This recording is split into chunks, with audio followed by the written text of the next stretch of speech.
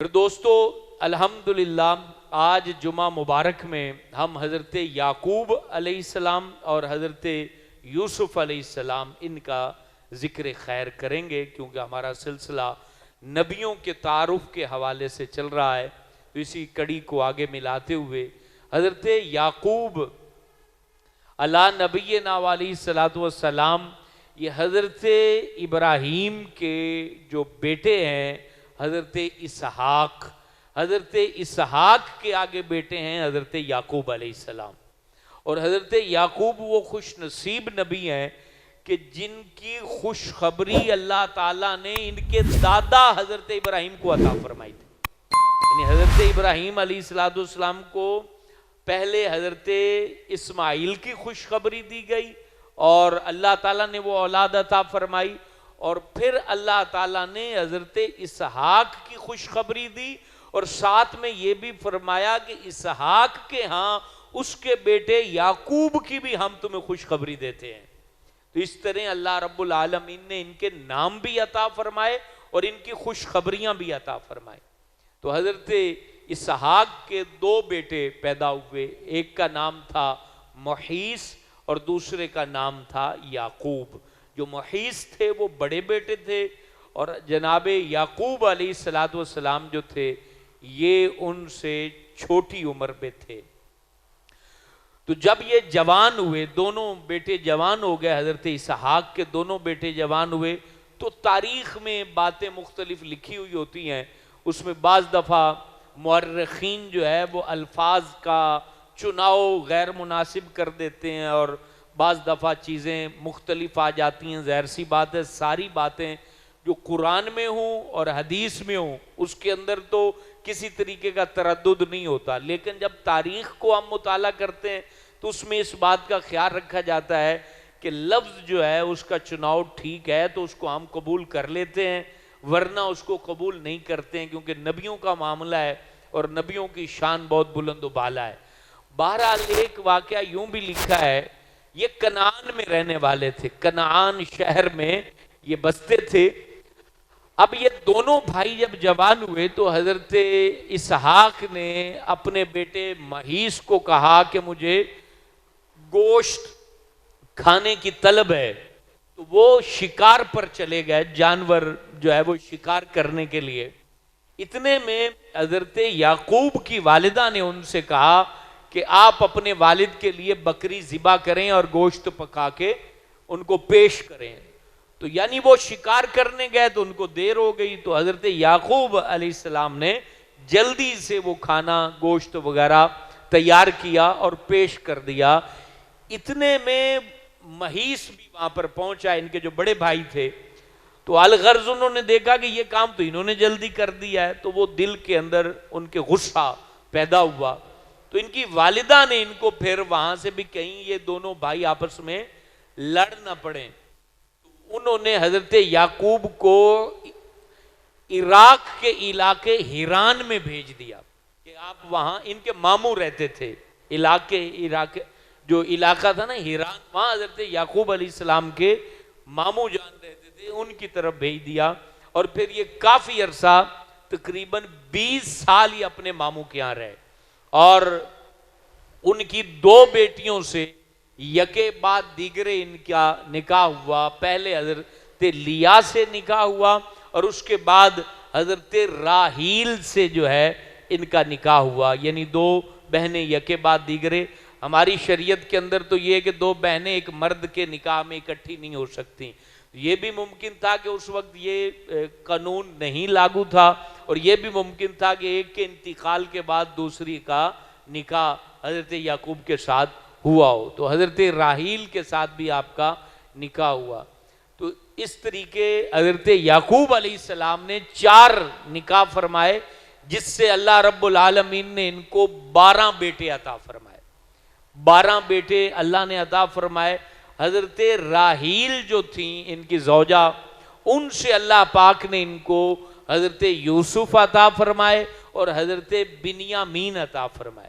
یہ 2 بیٹے اللہ پاک نے اس خاتون سے حضرت یعقوب علیہ السلام کو عطا فرمایا، اور یہ سب سے چھوٹے تھے۔ باقی جو 10 بھائی تھے وہ بڑی عمر کے تھے، اور حضرت یوسف اور حضرت بنیامین جو تھے وہ حضرت یعقوب علیہ السلام کی اولادوں میں چھوٹے تھے۔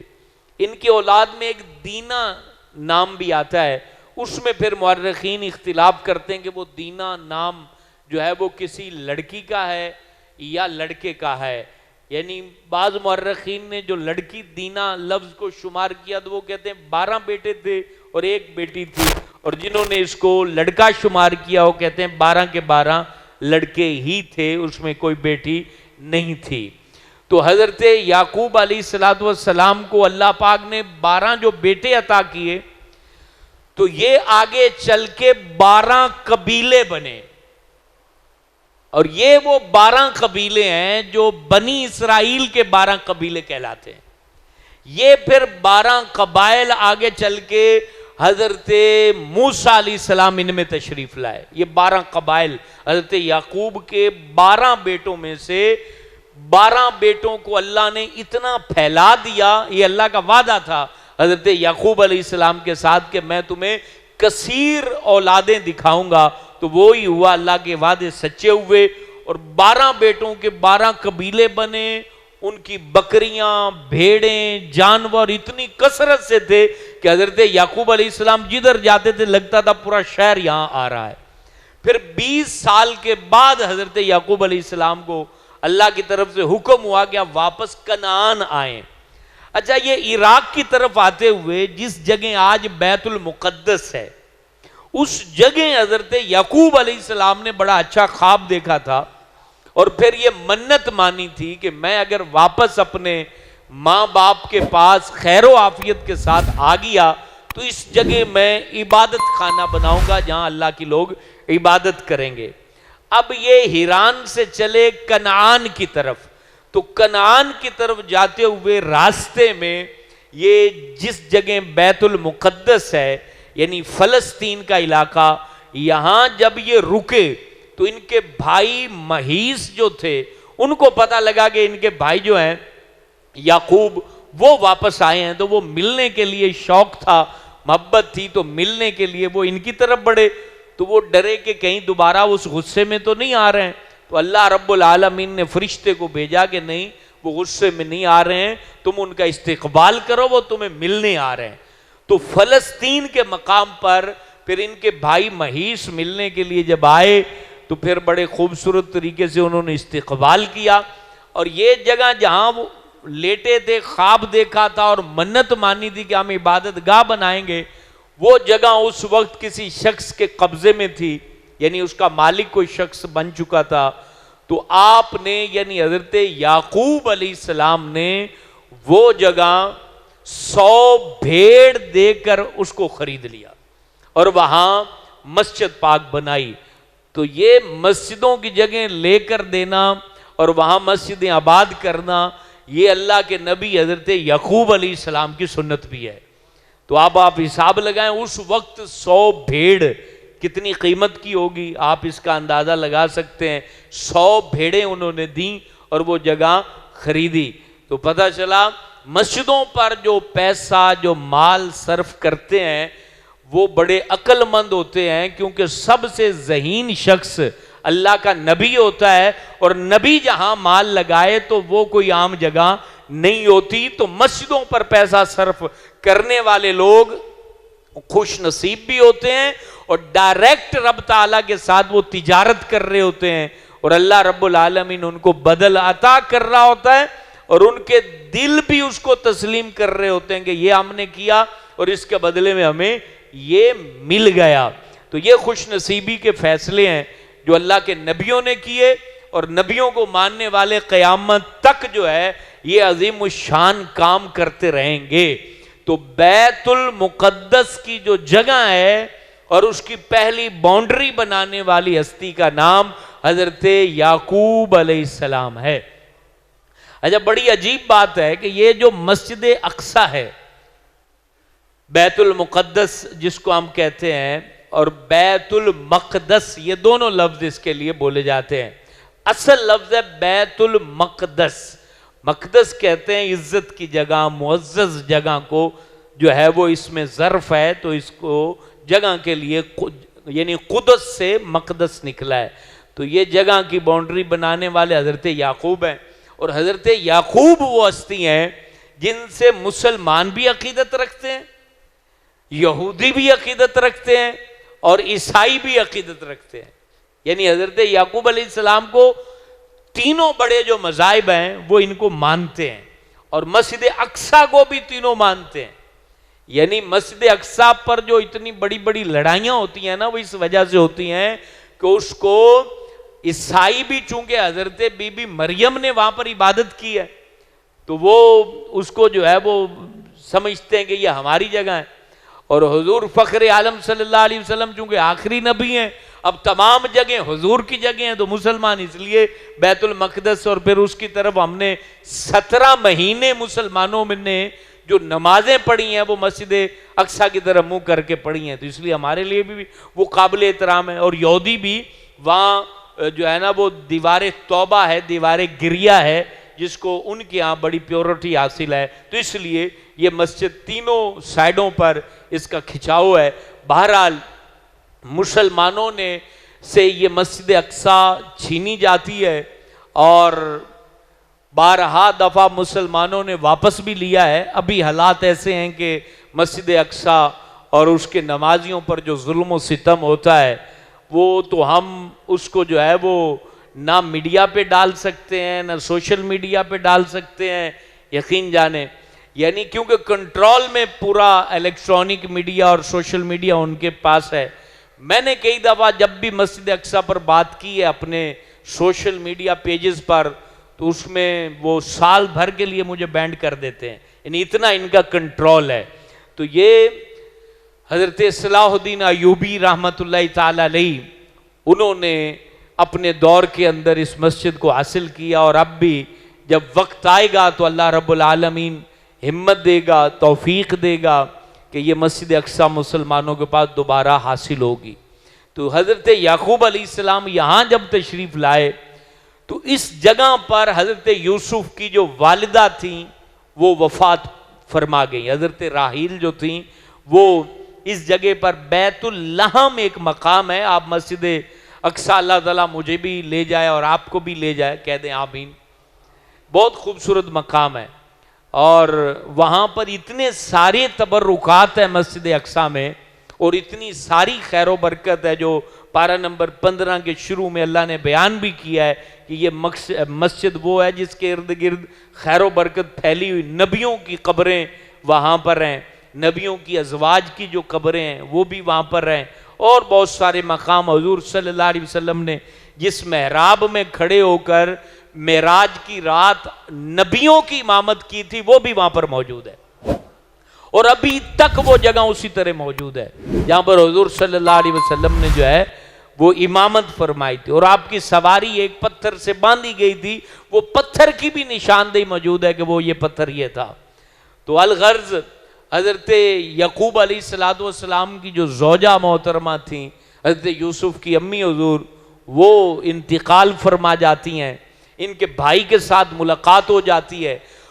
اب یہ دونوں بھائی حضرت یعقوب اور حضرت محیص یہ جاتے ہیں اپنے والد گرامی قدر حضرت اسحاق کی بارگاہ میں, اور چند ہی لمحے ان کو نصیب ہوتے ہیں. تو حضرت اسحاق علیہ السلام اس وقت جو ہے وہ بہت زیادہ عمر کے ہو چکے تھی, تو آپ دنیا سے رحلت فرما جاتے ہیں. اور انہوں نے یہی وصیت کی تھی کہ بیٹا قائم اپنے آپ کو اسلام اور دین پر قائم رکھنا, دین سے پیچھے نہ ہٹنا. تو پھر یہ اس طریقے سے دوبارہ کنعان میں آباد ہو جاتے ہیں, اور کنعان سے دوبارہ پھر مصر کی طرف بنی اسرائیل. اب جو یعنی حضرت موسیٰ علیہ السلام کے زمانے میں بنی اسرائیل کہاں تھی؟ مصر میں تھی. تو مصر کی طرف بنی اسرائیل حضرت یعقوب کا لقب ہے. بنی اسرائیل یہ حضرت یعقوب کا لقب ہے, اور اس کا معنی ہے عبداللہ. یعنی بنی اسرائیل عبرانی لفظ ہے, اور عربی میں اس کا ترجمہ کریں تو اس کا معنی بنتا ہے عبداللہ, یعنی اللہ کا بندہ. بنی اسرائیل کا مطلب ہے اللہ کا بندہ. تو حضرت یعقوب کی اولاد پھر کنعان شہر سے دوبارہ مصر میں کیسے آباد ہوئی، تو اس کی جو تفصیل ہے، جو بہانہ بنا، وہ حضرت یوسف علیہ السلام کا بیچنا۔ حضرت یوسف علیہ السلام سب سے پہلے مصر میں گئے، بعد میں پھر ان کے باقی بھائی جو تھے وہ بعد میں مصر کی طرف روانہ ہوئے۔ اب حضرت یوسف علیہ السلام 12 سال کی عمر تھی ان کی، 12 سال کی عمر، اور انہوں نے خواب دیکھا۔ خواب کے اندر انہوں نے کیا دیکھتے ہیں کہ ستارے اور اسی طریقے سے چاند اور سورج یہ سجدہ کر رہے ہیں، ان کے سامنے سجدہ تعظیمی کر رہے ہیں۔ حضرت یعقوب علیہ السلام کو جب بتایا کہ بابا جان بڑا عجیب و غریب میں نے خواب دیکھا ہے کہ ستارے جو ہیں آسمان کے وہ بھی سجدہ کر رہے ہیں، 12 تارے، اور اسی طریقے سے 11، اور اسی طریقے سے سورج اور چاند جو ہے وہ بھی مجھے سجدہ کر رہے ہیں، تو کہا کہ بیٹا یہ اس بات کی طرف علامت اور نشانی ہے کہ اللہ رب العالمین تمہیں مقام نبوت عطا فرمائے گا۔ لیکن یہ خواب جو ہے وہ اپنے بھائیوں کو نہ بتانا، ان کے دل میں حسد کی آگ بھٹک اٹھے گی، اور وہ پہلے کیونکہ حضرت یعقوب جو تھے وہ حضرت یوسف سے بڑی محبت کرتے تھے۔ یہاں ایک عام مسئلہ بھی سن لیں، ہر والد کے ذمہ لازم ہوتا ہے کہ تمام اولاد میں انصاف کرے۔ اسی طریقے اگر کوئی ایک سے زیادہ شادیاں کرے تو اس پر بھی فرض ہوتا ہے کہ تمام بیویوں میں جو ہے وہ انصاف کرے۔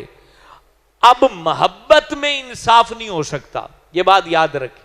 انصاف ہوتا ہے چیزوں میں، آپ نے کپڑا لے کے دیا تو برابر لے کے دیں، آپ نے جوتے لے کے دیے تو برابر لے کے دیں، آپ نے جو ہے وہ سواری لے کے دی ہے تو برابر لے کے دیں، یہ ہوتا ہے انصاف۔ محبت میں انصاف نہیں ہو سکتا، کیونکہ محبت میلان قلبی ہے، اس میں بندہ مجبور ہوتا ہے۔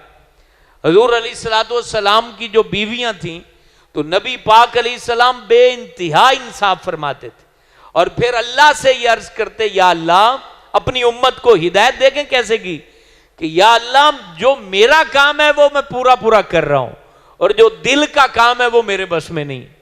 یعنی کسی زوجہ کی طرف اگر دل زیادہ مائل ہو جاتا ہے تو مولا اس میں گرفت نہ فرمانا۔ یہ تربیت ہے امت کی کہ تمہیں کس طریقے سے اللہ رب العالمین سے ڈر کے رہنا ہے۔ تو بعض اولاد ایسی ہوتی ہے کہ اس سے قلبی لگاؤ ہو جاتا ہے، جیسے چھوٹے بچے ہوتے ہیں، یا اسی طرح جو بچہ مثال کے طور پہ پیر دباتا ہے تو ظاہر سی بات ہے والد اس کو اچھا ہی سمجھے گا۔ اب جس نے کہنا ہاں ابا تینوں کی چاہیے ہے، آگے سے بدتمیزی کرنی ہے، آگے سے جناب بات ہی بے رخی کرنی ہے، تو والد اس سے محبت تھوڑی کرے گا۔ تو محبت کے اندر انصاف نہیں ہوتا، یہ بات یاد رکھے۔ محبت قلبی لگاؤ ہے، جس سے ہو جائے یہ اللہ کی طرف سے ہوتا ہے۔ تو بہرحال حضرت یوسف علیہ السلام سے اور بنیامین سے اس لیے بھی محبت زیادہ تھی کیونکہ وہ چھوٹے تھے، 12 سال ایج تھی، اور باقی بھائی بڑے تھے، جوان تھے۔ تو انہوں نے کہا کہ ان کو نہ کہنا، یہ خواب نہ بتانا۔ الغرض محبت حضرت یعقوب کی حضرت یوسف سے دیکھ کر حسد پیدا ہوا بھائیوں کے دلوں میں، اور اس وجہ سے نفرت پیدا ہوئی، اور بیٹے کو باپ سے جدا کرنے کا انہوں نے تہیہ کر لیا۔ یا یہ بات اولن سن لیں تاکہ ہمارے دل میں کسی طرح سے کوئی نفرت کے جذبات پیدا نہ ہوں کہ حضرت یوسف کے تمام بھائیوں نے بعد میں توبہ بھی کر لی تھی اور حضرت یوسف سے معافی بھی مانگ لی تھی۔